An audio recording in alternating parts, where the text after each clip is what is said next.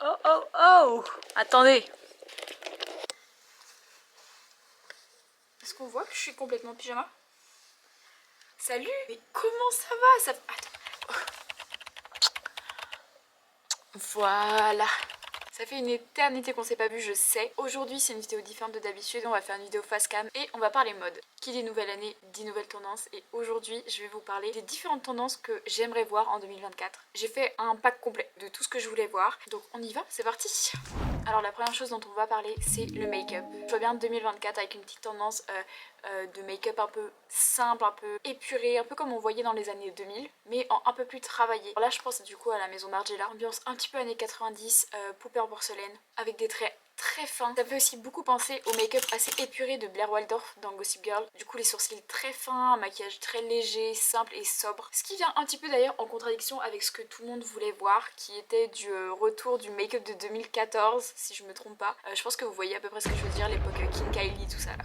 Ensuite, la deuxième chose, en 2023, il y a un truc que j'ai énormément apprécié, c'est les montures de lunettes plus grosses, beaucoup plus extravagantes. Je trouve que ça donne vraiment du caractère à la tenue. Et d'ailleurs, que ce soit pour les lunettes de vue ou les lunettes de soleil, je trouve que c'est vraiment un accessoire qui a été incontournable en 2023 et j'adorerais continuer à le voir en 2024. Bien que dans le défilé Miu Miu, on a pu voir que c'était des montures beaucoup plus sobres, un petit peu à la Ugly Betty, vous voyez, un peu geek, secrétaire. C'est une chose qui est complètement paradoxale, des grosses lunettes et des grosses formes, et pourtant ça donne aussi énormément de caractère à la tenue en général.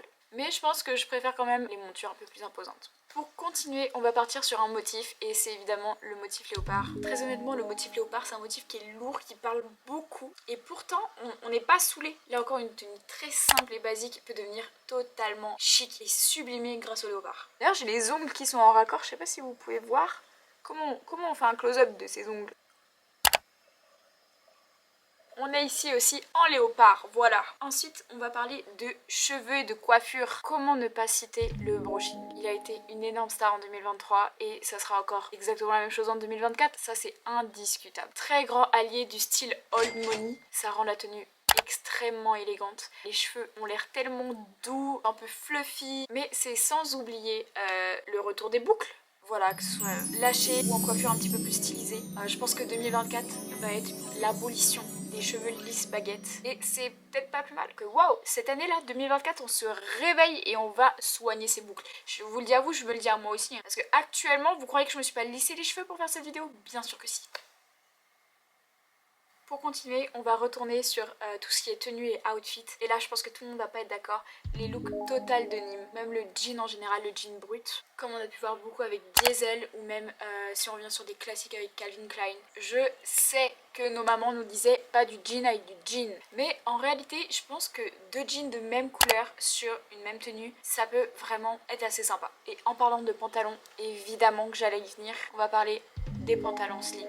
Alors évidemment, on n'en est pas aux skinny jeans, loin de là. Non, peut-être pas loin de là, je crois qu'on est un peu sur le chemin. Mais je pense qu'en réalité, en 2024, on va être sur des pantalons qui sont beaucoup plus droits. Ça correspond bien à toute cette vibe qu'on a vue un petit peu. Toutes les tenues classe, tenues de travail, comme les 2-3 années précédentes, avec par exemple les blazers, où on avait déjà des pantalons qui étaient un petit peu plus droits. Mais sinon, pour tout le reste, on était sur des pantalons quand même vachement baggy, vachement larges.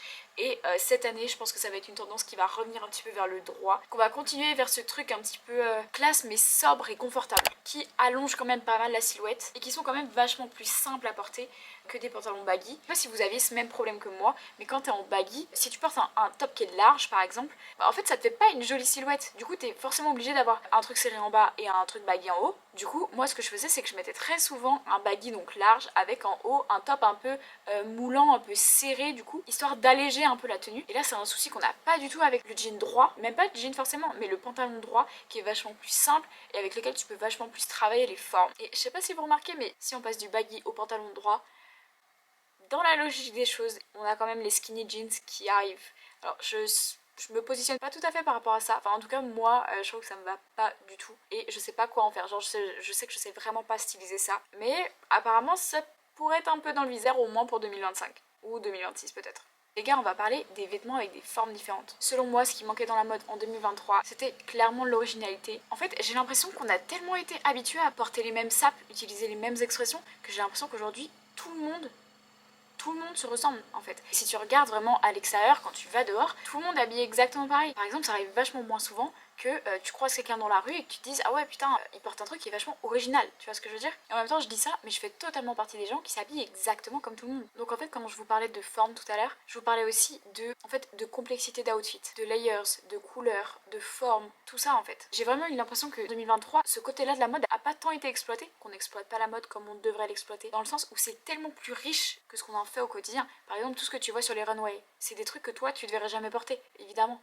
Alors qu'en fait, je pense que si on pouvait apporter un petit peu de ce qu'on voit dans les défilés à nos tenues de tous les jours, on se rendrait compte de la richesse que la mode peut apporter. Et qu'en fait, la mode, c'est de l'art. Et je reste persuadée que si on avait moins peur du regard des uns et les autres, on serait tous capables d'y apporter quelque chose de super intéressant. C'est un peu comme si la créativité, elle avait été bloquée par la tendance et par tout ce qu'on voit en surface sur TikTok. C'est exactement comme un truc qui est moche, qui devient à la mode sur TikTok. Et là, d'un coup, tout le monde retourne sa veste et tout le monde dit ah waouh, c'est super. Et là, t'en as dans tous les Bershka, dans tous les Zara. Et tout le monde adore ça. Alors que si toi, tu l'avais porté 2 mois avant, on t'aurait super mal regardé parce que t'as des putains de ballerines. Et c'est ça que je trouve super dommage. J'ai l'impression que la mode se limite à ça, alors qu'en fait tu aurais besoin de créer des nouveaux codes. Porte tes ballerines si tu veux les porter. Et je dis pas qu'il faut dire que tout est beau, loin de là. Je reste persuadée que l'important c'est pas la mocheté du produit en lui-même, parce qu'en soi, les ballerines je trouve ça moche, mais il y a certaines personnes qui vont te faire des tenues, des outfits, ils vont être incroyables. Bon moi c'est un truc que vraiment je sais pas faire encore. Je sais pas faire et j'aimerais bien d'ailleurs en 2024 réussir à mieux styliser mes sapes et tout. Mais en tout cas, voilà, je trouve ça super intéressant les personnes qui aujourd'hui osent porter ce qu'elles veulent. Et voilà, parce que très sincèrement, ça fait du bien à tous ceux qui aiment la mode mais qui arrivent pas à bien s'habiller. Voilà, donc libérez les fashions là. Bon, voilà, sur ce, je crois que j'ai fait un petit peu le tour. J'espère que cette vidéo vous aura plu parce que c'est un format que j'ai pas l'habitude de faire. Dites-moi ce que vous en pensez,